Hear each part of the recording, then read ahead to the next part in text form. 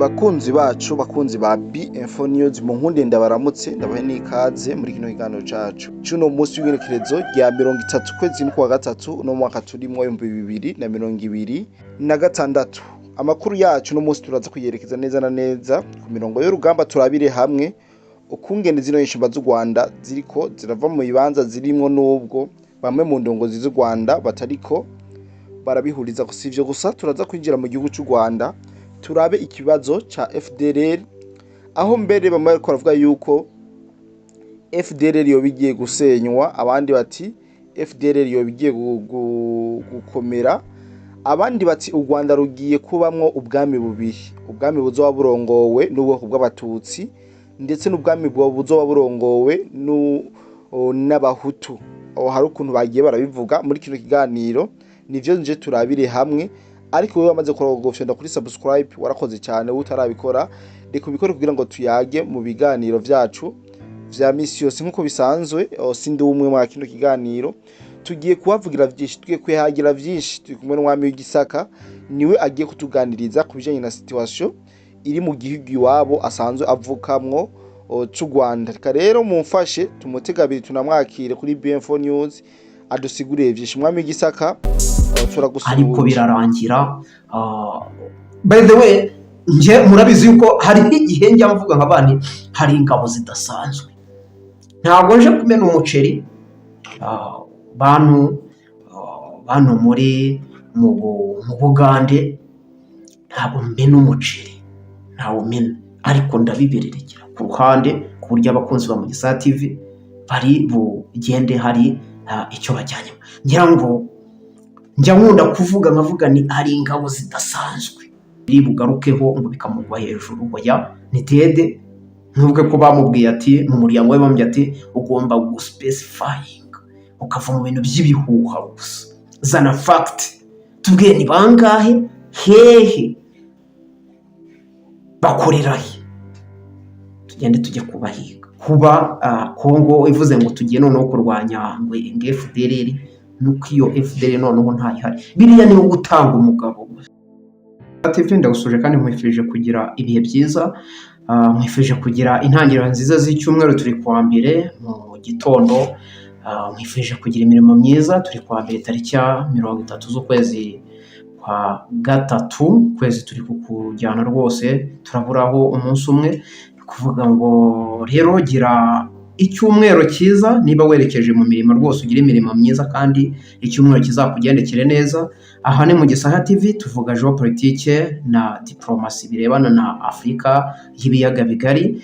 Reba aho hasi ukoreho subscribe, ukore no kunzogera niba izo nkuru ari ibintu byawe. Hanyuma ariko niba gutukana ari byo bintu byawe rwose, hano nta kibanza uhafite, wigendere. Hanyuma rero abandi dusigaye impirimbanyi, ndagusabye reba aho hasi, kanda like, hanyuma dukomeze mu biganiro byacu. Ariko nyamuna dukomeze duhurire no kuri B-Info News, aho naho dukomeze turebe inkuru n'ibiganiro biri kutambuka kuri uwo muyoboro. Ndabigushishikarira by'umwihariko, murahasanga abasore beza b'Abarundi, murahasanga imbonerakure, ni ukuvuga ngo ziyemeje guharanira uburenganzira cyangwa se kurwana kuri gakondo yabo, hato batavaho bakayinyagwa nk'uko natwe hano mu Rwanda twayinyazwe. Hanyuma rero reka twinjire mu kiganiro, tugiye kugaruka ku kirebana na FDLR. FDLR nyigarutseho, ariko niba uri umukunzi wa FDLR cyangwa se utayikunda utanayanga, guma hano harimo amakuru y'ingenzi. Ariko rwose niba uri umwanzi wayo, nyamuna nubwo ushobora kuba uvuga uti ngiye mu Gisaka kureba ngo baravuga ibiki tiya FDLR ko bayiranduye, ariko nyamara hano mufitiye amakuru y'urucantege. Niyo mpamvu nkubwiye nti twakomezanya, ariko menya yuko rwose ikiganiro kiri burangire nta makuru meza wumvishe. No kuvuga ngo kuri wowe ndavuga avuga yuko FDLR yarandutse, kuko ngira ngo murabyibuka yuko hariho n'ikindi gihe batangiye ejo, ntabwo ari kera, n'umwaka ushize, batangiye ngo bari kuyihiga, baratangira bakagenda bata impapuro hirya no hino mu cyaro, hirya hehe, hanyuma barangije hashize ukwezi kumwe konyine bahita ati bya bintu ntibyoroshye kubera ko ahantu hari FDLR hafitwe n'izi nyeshyamba kandi abandi twasanze ari abantu bakambakamba badatewe, mbese ni ukuvuga ngo birangira bipfuye. Aha rero hari umugambi mwiza mwakomeje kubona ingendo z'abagabo basobanukiwe umuhutu n'ubututsi n'umutwa, nubwo ntawe urimo muri bo, yuko abo bantu arizo mbaraga z'igihugu. Hanyuma narabababwiye n'uwitwa Habyarimana Jean Luc n'uwitwa Kayumba Nyamwasa, ni ukuvuga ngo n'abandi bantu nyine bose bagiye babajoyininga. Rero biriya bintu ntabwo byari biri ku busa.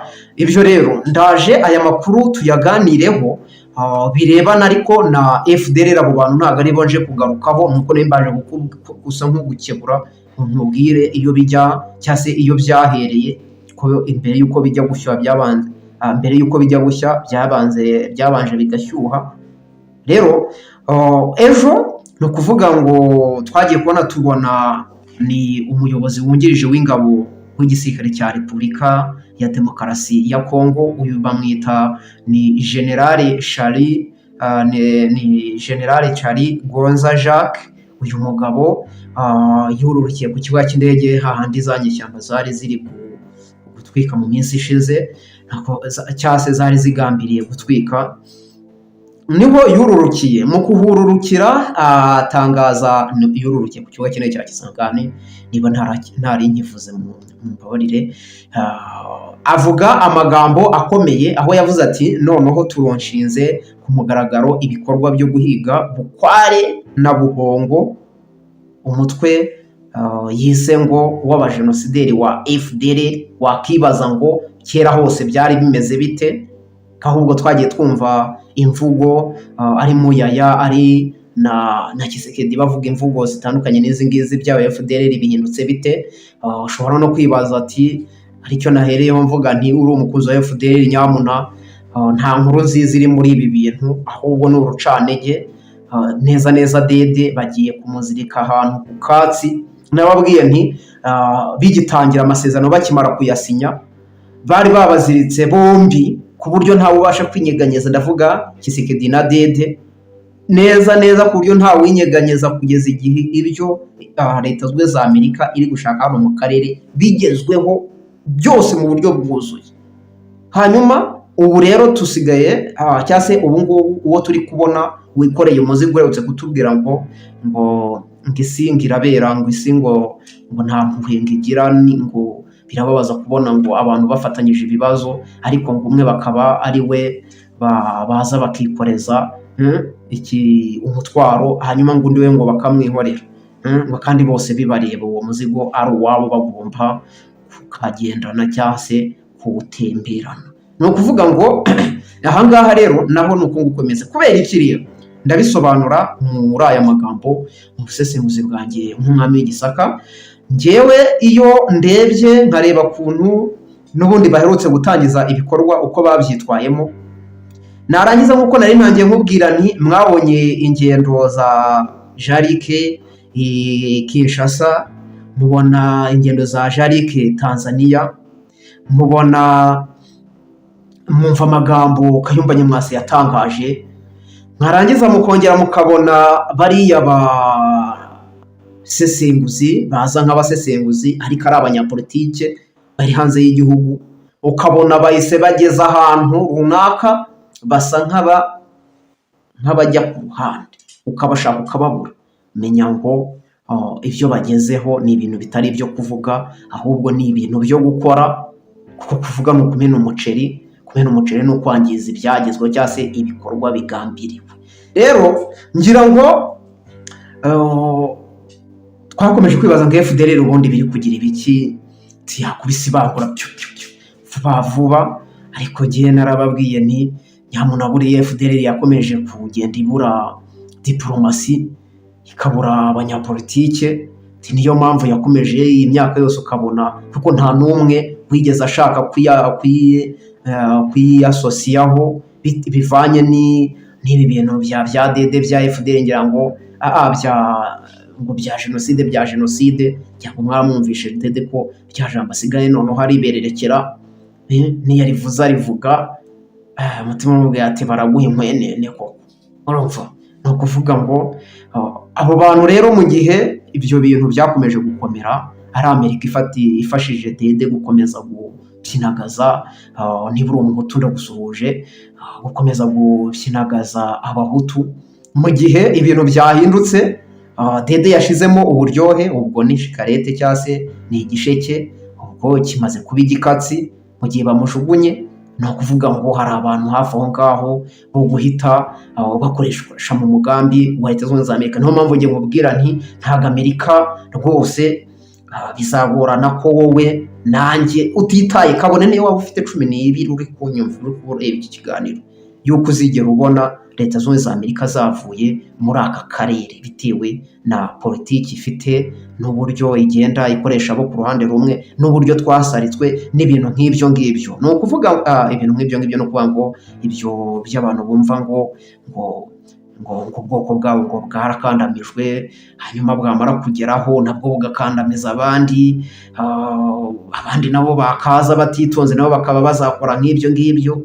Urumva ariko ngewe nkagira ibiki nkabona yuko ibintu bishobora kuba ku ruhande rw'ibyo ndi kubona niba hatazazamo ya macenga yagiye aba n'inkotanyi uko zatangiye murakuzi, ariko ubundi bishoboke ko biri gutanga icyizere cyiza, ariko biratanga icyizere cyiza n'ubundi bishingiye kuri Leta Zunze Ubumwe za Amerika. Aho ngaho rero niho nababwiriye nti FDL yabonye abayikora diplomasi yabonye abayikorera no kuvuga ngo abayitera inkunga ku mugaragaro kuko diplomasi buri umuntu niba aje akavuga ati nyamara turi umwami w'igisaka muhiga ngo mumugirire nabi ngiye mbona nta kibazo cye burya ririya jwi rirabara muri diplomasi. Rero mwagiye mwumva amajwi nk'ayo ngayo yaba muri Kongere ya Leta Zunze Ubumwe za Amerika yaba hano kwa Tshisekedi haba mu Burundi no kwanga mwagiye mwumva amajwi nk'ayo ngayo kugeza ubwo dede mu muryango w'abibumbye yohereje Martin Ngoga ubwo bafataga Uvira baramubwiye ati hari ibintu utagomba kuza guhebeba hano. Ibyo bintu ntabwo yigeze bwaho ngo FDL ngo nibiki urumva ibintu bya jenoside rekata byaramukamanye rwose. Igihe haruka kuvuga ngo hari abantu bamugenderera bamubaza impamvu adakizwa nta bukristo bwe, ndetse nubwo avuze ngo a Christian enough ntago ari enough habe na busa. We ashobora kuba yarakiyongereye ashaka kumvikanisha ko nyine nabo babyemera ko ari umukristo, ariko ntabe na busa ahubwo habe namba.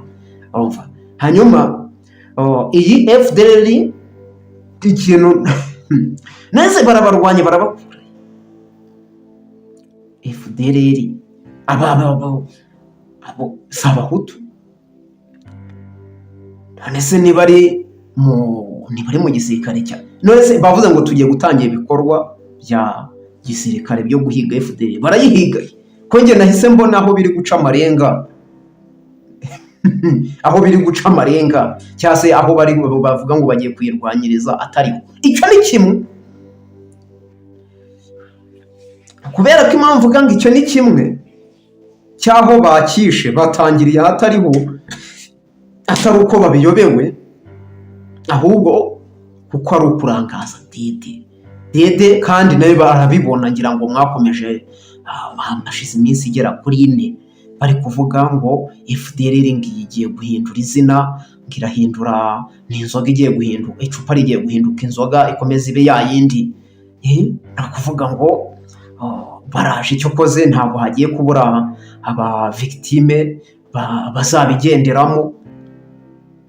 Ni ukuvuga ngo kuva hejuru hari abantu bakora diplomasi bafite network bafite lobby bo badafite ikintu na kimwe bashinjwa muri ibi bintu bya dede ngo ni jenoside ngo ni ubupfobya ngo ni iki uretse urwango nta kindi. Ibyo Bizimana Jean Damascene yavugaga kuri uyu muhungu Jarike barava ni n'urwango gusa, ariko ntabwo babizanira fact rero nabo iyo bavuga ibintu bidafite facts baba bizi yuko ari ibintu biherera muri propaganda zo kurangaza abantu mu itangazamakuru, ariko ku meza y'ibiganiro icyo kintu bakaba batagihindutse. Urwango y'ibiganiro ndavuga hagati yabo y'inkotanyi n'abo bazungu, ko batajya gusobanura icyo kintu ngo bajye kubwira umuzungu ngo umuntu ni umujenosideri, ngo ni ibiki n'ibiki. Urumva bavuga ibindi ntabwo ibyo ngibyo ari byo bavuga. Twebwe batubwira mu itangazamakuru biriya ngo ni umujenosideri, ariko iyo bicaye ku meza ntabwo ari biriya bavuga ibindi. Urumva rero ni ukuvuga ngo icyo mbona ni bya bindi, ni cya gikonoshwa bashobora kuba ngo bagiye guhiga, kabone n'iyo bazana igishishwa cy'inyuma ko bati dore nkuzaniye ikintu, ni ukuvuga ngo cya kindi cy'imbere bazina, ni ukuvuga ngo icyo dede nawe kandi ntabwo abiyobewe, ariko nta kundi yabigira kuko babyishe. Bakabaye bagenda bagafata tukababona bari mu bigo bya gisirikare muri bya Kongo. Nawe wumve ko ibyo bintu ari ibintu bidashoboka, kandi kuba bidashoboka ari dede nyine uri kugwa mu mazi, bitandukanye no kuvuga ngo ni Kisekedi uri kugwa mu mazi ngo biri bugarukeho ngo bikamugwa hejuru. Oya, ni dede. Ntuvuge ko bamubwiye ati mu muryango we bamubwiye ati ugomba guspecifying, ukava mu bintu by'ibihuha gusa, zana fact, tubwiye ni bangahe, hehe, bakorera he, tugende tujye kubahiga. Ni nabyo ubu baraje hariya bacemo biyererutse. FDLR yo by the way mu minsi mike yamwitegura ubundi ko hari umutwe ugiye kuronshingwa, ni kuri wa mucere nababwiye ntari bumene. Hari abantu bagiye kuronshingwa hano, bagiye kuza bari kurwanya leta y'u Rwanda. Ngira ngo muzahita mwumirwa nibwo muzabona ko dede yaguye mu mazi. Rero ntabwo nje kubera umuceri ubwo ndabereretse, ariko mwitegure ko hari umutwe w'inyeshyamba ugiye kuza kumenasa abicanyi, guhagarika abicanyi, niba ariko nabivuga b'inkotanyi.